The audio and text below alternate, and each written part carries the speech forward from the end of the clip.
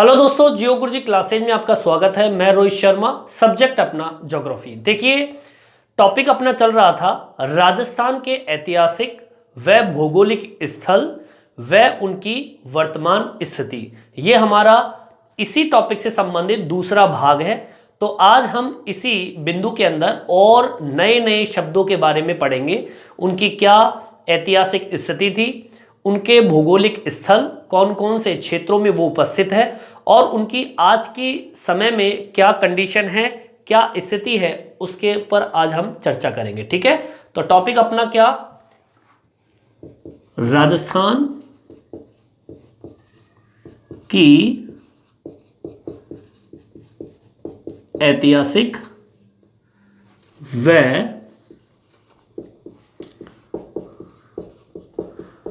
भौगोलिक स्थल व उनकी वर्तमान स्थिति। ठीक है, तो इस तरीके से इन्हीं पर आधारित हम टॉपिक लेंगे। चलिए बात करते हैं बिंदुओं की, कौन कौन से अहम बिंदु, अहम क्वेश्चन जो है इससे संबंधित पूछे जाते हैं। सबसे पहला क्वेश्चन जो आता है वो है ब्रज नगर। कई बार एग्जाम में पूछा गया क्वेश्चन है कि ब्रज नगर क्या है। तो मैं आपको बता दूं, झालरा पाटन नाम सुना होगा आप लोगों ने। झालरा पाटन का प्राचीन नाम जो है वो ब्रज नगर से संबंधित है। ठीक है, झालरा पाटन का प्राचीन नाम है। ठीक है, झालरा पाटन एक क्षेत्र का नाम है और ये झालरा पाटन जो है वो ब्रज नगर का प्राचीन नाम है। ठीक है, इसी से संबंधित ब्रज नगर। देखिए, ब्रज नगर जो है यह भरतपुर क्षेत्र है, मतलब यह भरतपुर क्षेत्र है जो कि यूपी से संलग्न है, मतलब जुड़ा हुआ है। ठीक है, यह भरतपुर से, यह भरतपुर का क्षेत्र जो यूपी उत्तर प्रदेश से संलग्न क्षेत्र है, मतलब यूपी से जुड़ा हुआ भाग है। ठीक है, ये तो बात हुई ब्रज नगर की। ठीक है, चलिए दूसरा बिंदु देखते हैं अपन। दूसरा बिंदु आता अपना मेवात। नाम सुना होगा, एग्जाम में क्वेश्चन भी पूछा जाता है मेवात से संबंधित।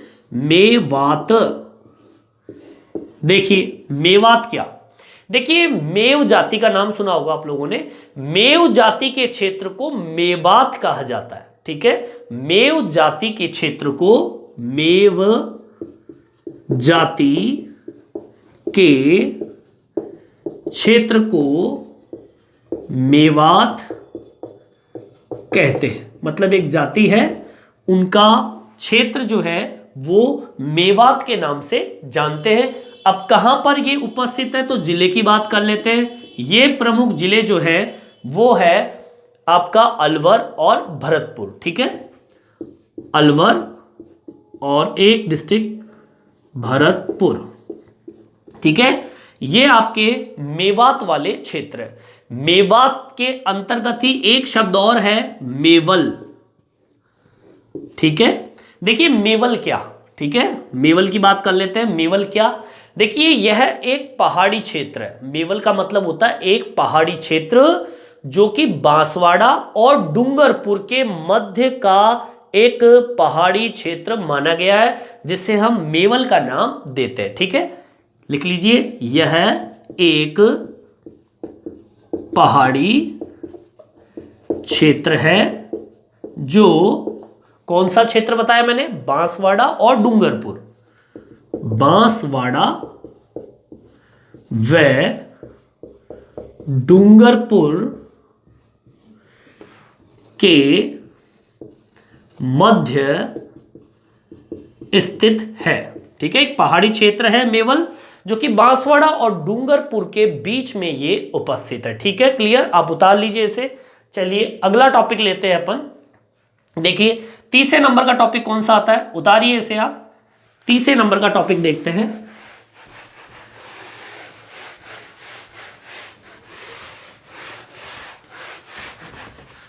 चलिए तीसरा बिंदु देखिए, तीसरा बिंदु किससे संबंधित है? तीसरा है योद्धेय प्रदेश। योद्धेय प्रदेश, सुनिए अब ये कौन सा प्रदेश है? देखिए योद्धेय प्रदेश जो है ये एक ऐतिहासिक काल में राजस्थान का जो उत्तरी भाग था, ऐतिहासिक काल मतलब पुराना काल, पुराने समय में अगर जाए तो ऐतिहासिक काल के अंदर राजस्थान का जो उत्तरी भाग था उस भाग को हम योद्धेय प्रदेश कहते हैं। अब वो क्षेत्र कौन सा था? अब आप सोचिए उत्तरी भाग कौन सा? उत्तरी भाग ऊपर वाला जो आपका राजस्थान वाला भाग है, ये राजस्थान मान लीजिए, और ये जो भाग है वो उत्तरी है। और उत्तरी भाग के अंदर जो जिले हैं वो कौन कौन से जिले हैं बात करेंगे। देखिए आगे, देखिए क्या परिभाषा बताई मैंने आपके, ऐतिहासिक काल में, ऐतिहासिक काल में, ठीक है, और वो क्षेत्र कौन सा? राजस्थान। ऐतिहासिक काल में राजस्थान का उत्तरी भाग योद्धेय प्रदेश कहलाता है, ठीक है। उत्तरी भाग, राजस्थान का उत्तरी भाग योद्धेय प्रदेश है। अब जिले की बात कर लेते हैं, वो जिले कौन से हैं? एक गंगानगर, ठीक है, श्री गंगानगर, और दूसरा है हनुमानगढ़। ये ऐसे जिले हैं जो कि योद्धेय प्रदेश के अंतर्गत आते हैं, जो कि आपके राजस्थान का कौन सा भाग है? राजस्थान का उत्तरी भाग है, जहां पर आपका श्रीगंगानगर और हनुमानगढ़ जिला उपस्थित है। इन्हें योद्धेय प्रदेश के नाम से जानते हैं। अगला क्वेश्चन है अपना, देखिए जांगल प्रदेश। देखिए भाई जांगल प्रदेश कौन सा है? देखिए जांगल प्रदेश मुख्यतः कौन सा प्रदेश? बीकानेर और जोधपुर, ठीक है, मुख्यतः, ठीक है, मुख्यतः बीकानेर व जोधपुर, ये दो जिले मुख्यतः बीकानेर और जोधपुर की जो उत्तरी भाग जो है, मतलब इन दोनों जिलों का, है ना, ऐसे कह सकते हैं कि मुख्यतः बीकानेर व जोधपुर की या का उत्तरी भाग, आगे बात समझ में, जांगल प्रदेश कहलाता है, ठीक है। का लिख लीजिए इसे, का उत्तरी भाग जांगल प्रदेश कहलाता है। बिल्कुल शॉर्ट तरीके से मैं समझा रहा हूं आपको जांगल प्रदेश कौन सा है।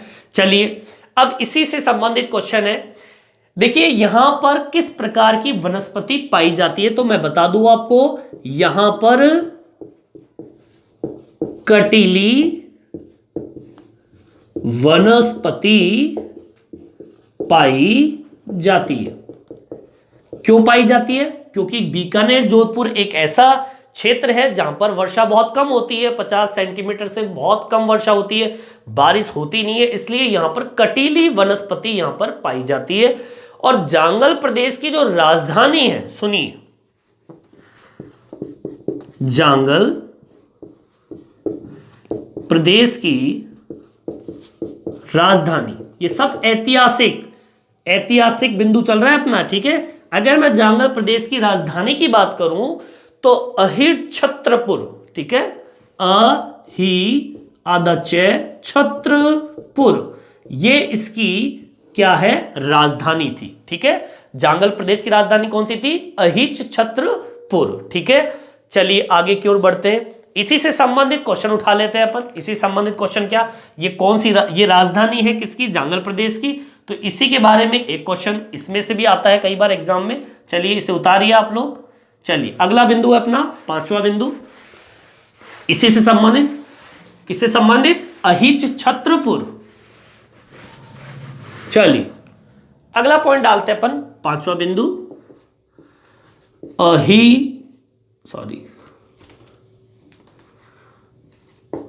छत्रपुर। देखिए इसके बारे में बात करते हैं। देखिए अहिच छत्रपुर जो है ये नागौर का प्राचीन नाम था। ठीक है, किसका नाम था? नागौर का।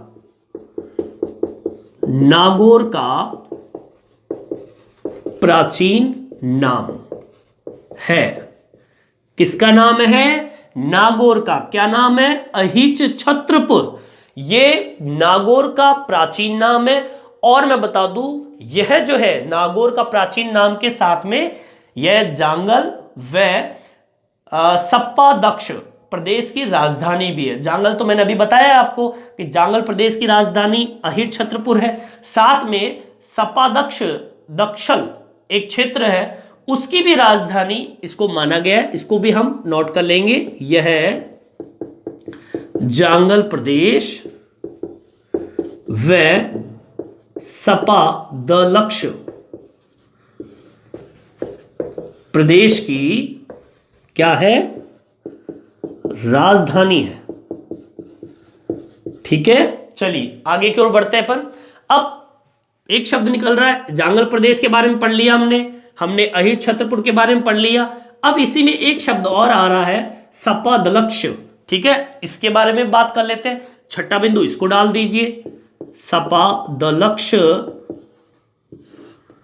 दलक्ष।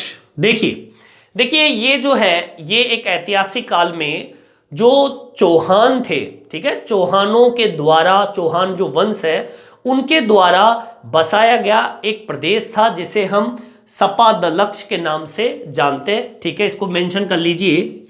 ऐतिहासिक काल में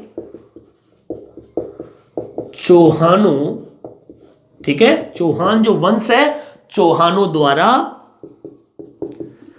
शासित प्रदेश कौन सा है? सपादलक्ष कहलाता।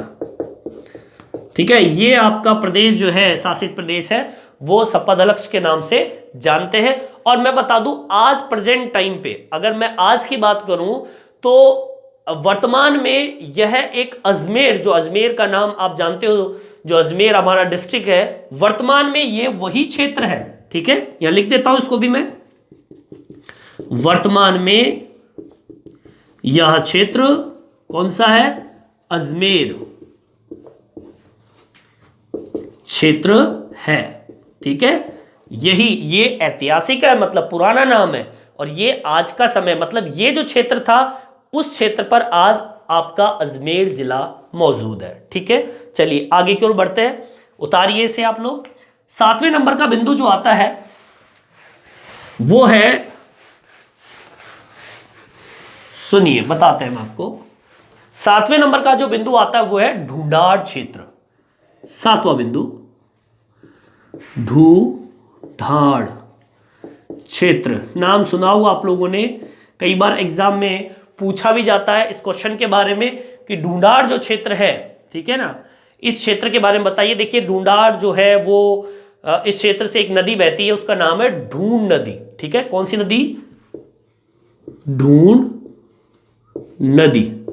अब जिस क्षेत्र से ये नदी बहती है, ठीक है, ढूंढ नदी के क्षेत्र को क्या नाम दिया है? ढूंढाड़ क्षेत्र कहते हैं। ये लीजिए, मतलब ढूंढ नदी जिस क्षेत्र से बहती है उस क्षेत्र को हम ढूंढाड़ क्षेत्र के नाम से जानते हैं। अब सोचिए ये नदी कहां से बहती है, तो मैं बता दूं आपको उस जिले का नाम, वो है जयपुर।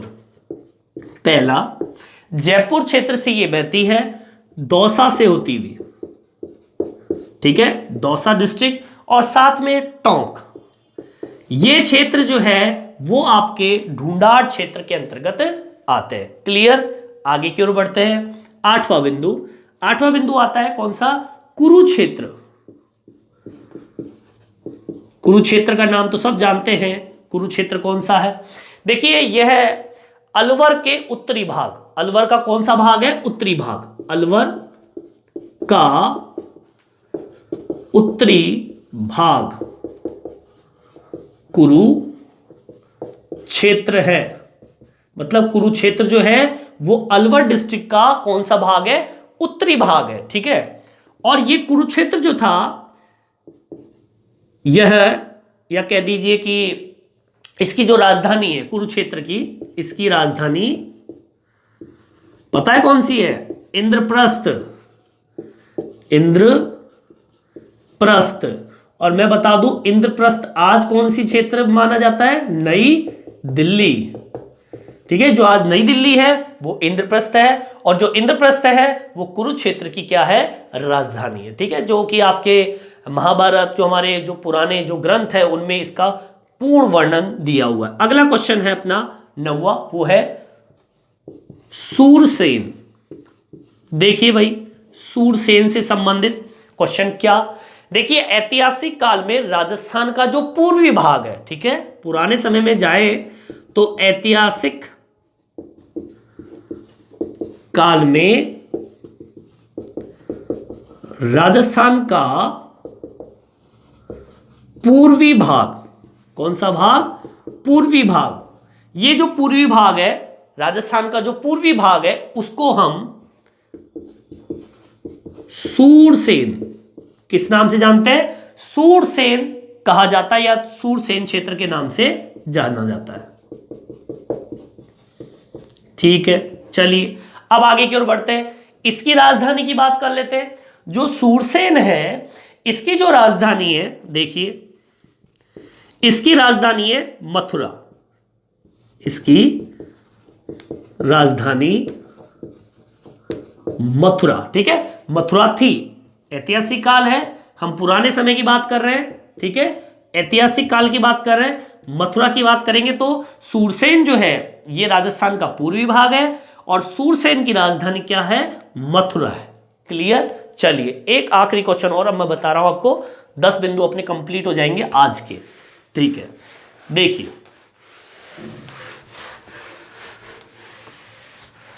10वां बिंदु जो आता है वो आपका आता है हया हय। हया हय। देखिए हया हय का मतलब ये कोटा और बूंदी को कहते हैं, मतलब कोटा और बूंदी वाला जो क्षेत्र है उसको हम कहते हैं, और इससे एक शब्द निकलता है हया है, मतलब हाड़ा। हाड़ा शब्द निकलता है। राजपूत जो होते हैं उनमें एक गोत्र लगता है हाड़ा शब्द। ठीक है, हाड़ा जो होते हैं वो चौहानों का शासक मतलब माना जाता है, और ये हयाए शब्द जो है उसी संबंधित, कोटा बूंदी जो क्षेत्र है वो चौहान, हाड़ा शब्द जो कि राजपूतों का सरनेम बोल लीजिए या उनके नाम के आगे लगा जाता है। ठीक है, तो उनका एक शासक वाला क्षेत्र माना जाता है। कौन सा? कोटा और बूंदी को। ठीक है, कौन सा क्षेत्र है ये? कोटा व बूंदी क्षेत्र को क्या नाम दिया है? हया हय। ठीक है, और मैंने बताया कौन सा वंश बताया मैंने? जहां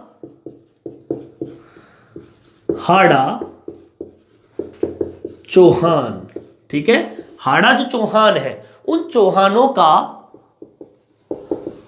शासन रहा है। ठीक है, क्लियर? ये छोटे छोटे शब्द आपके क्वेश्चन एग्जाम में पूछे जाते हैं इनसे संबंधित। ठीक है, इस वीडियो में इतना ही।